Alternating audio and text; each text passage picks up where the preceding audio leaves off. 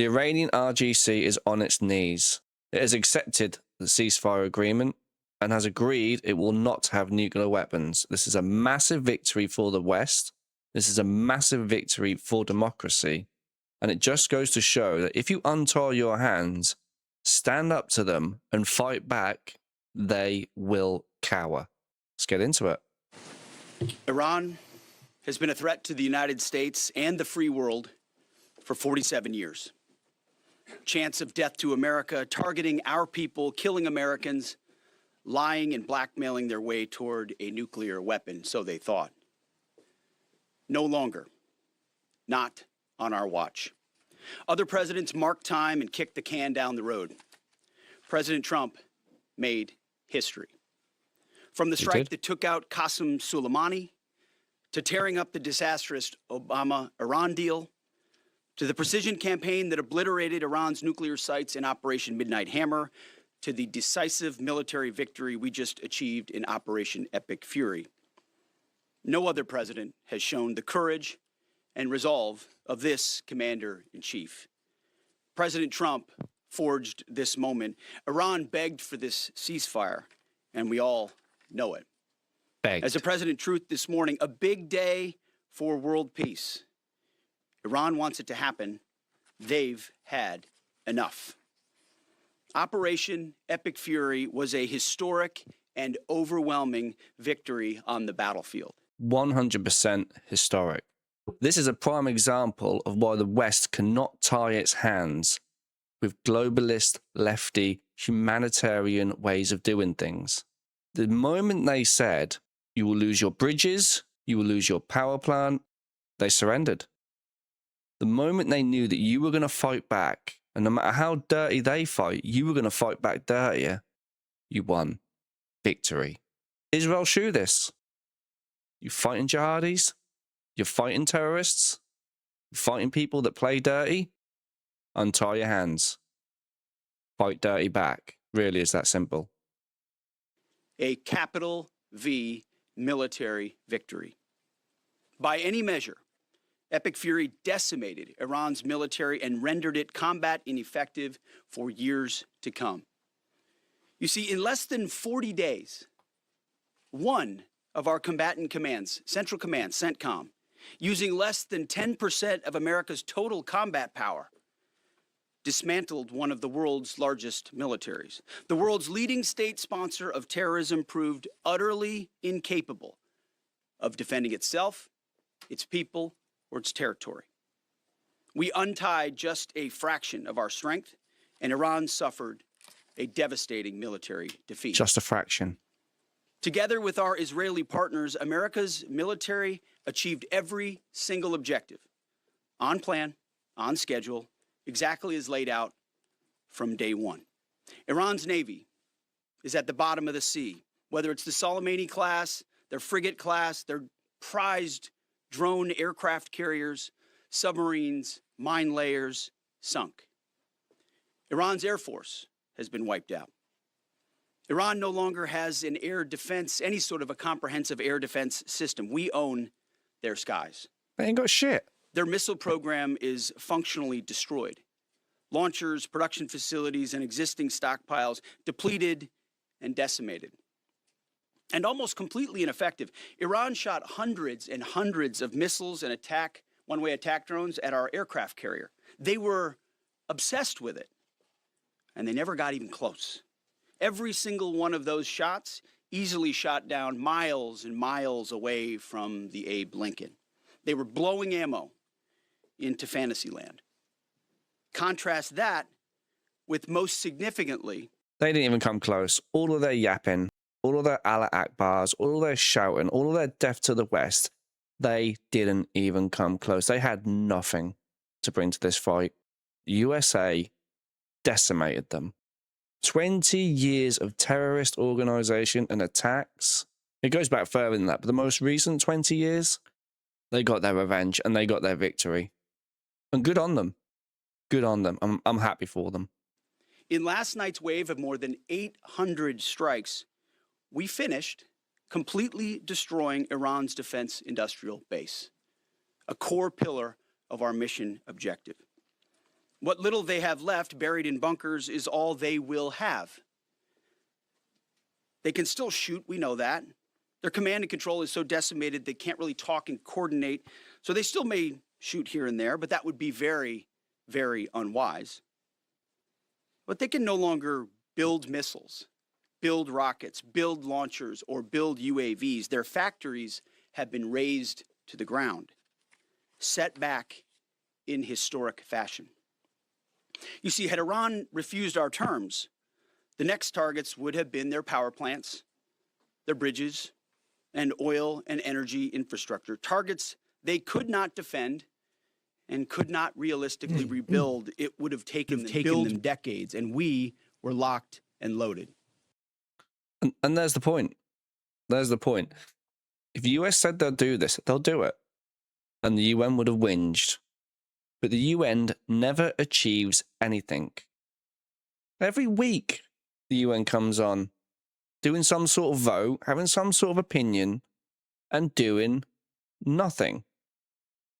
It's the most pointless organization I think I've ever seen. NATO stands for no action, talking only.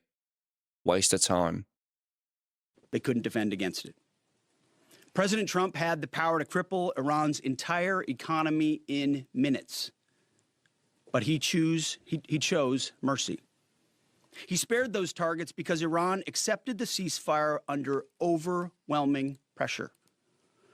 The new Iranian regime understood that a deal was far better than the fate that awaited them. This new regime just happened to look at what happened to their predecessors. Their top leadership was systematically eliminated. Smashed. The previous Iranian supreme leader, dead. Ha. The Supreme National Security Council Secretary, dead. The Supreme Leader Office Advisor, dead.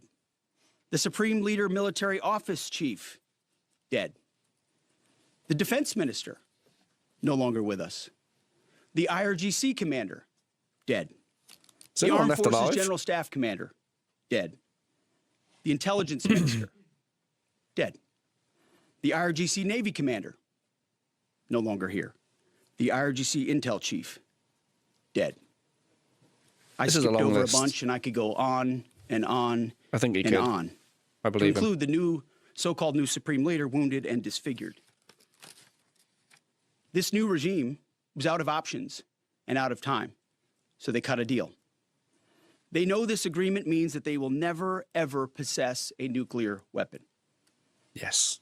Under the terms, well done. Any nuclear material they should have will be removed. Any material, they should not have will be removed.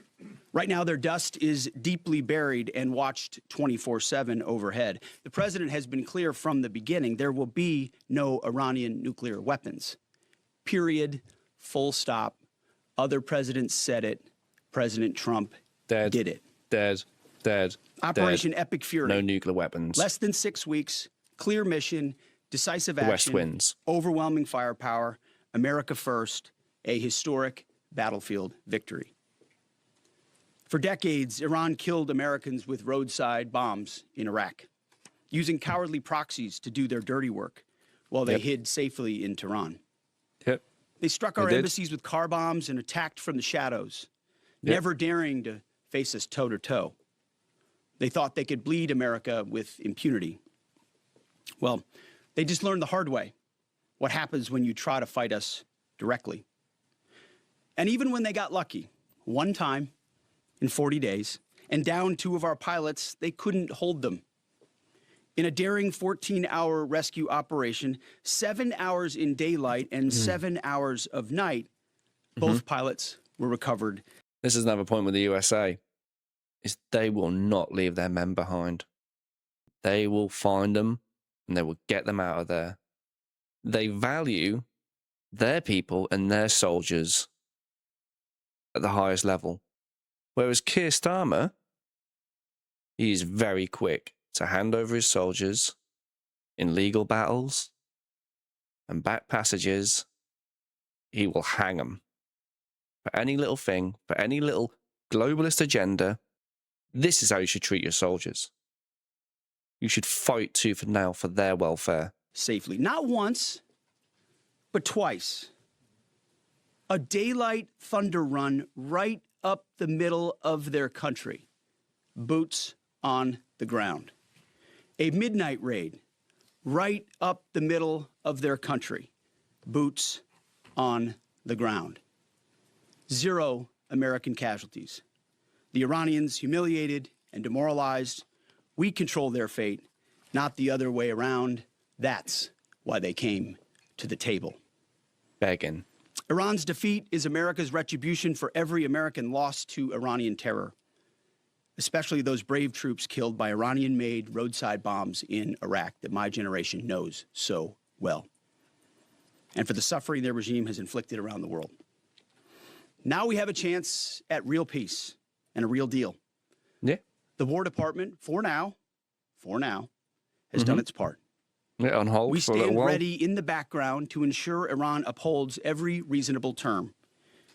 And as everyone knows, nobody makes a better deal than President Trump.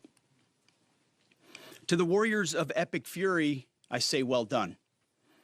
You're the backbone of our country. Your skill, your bravery, and sheer guts and grit showed the world what America is all about.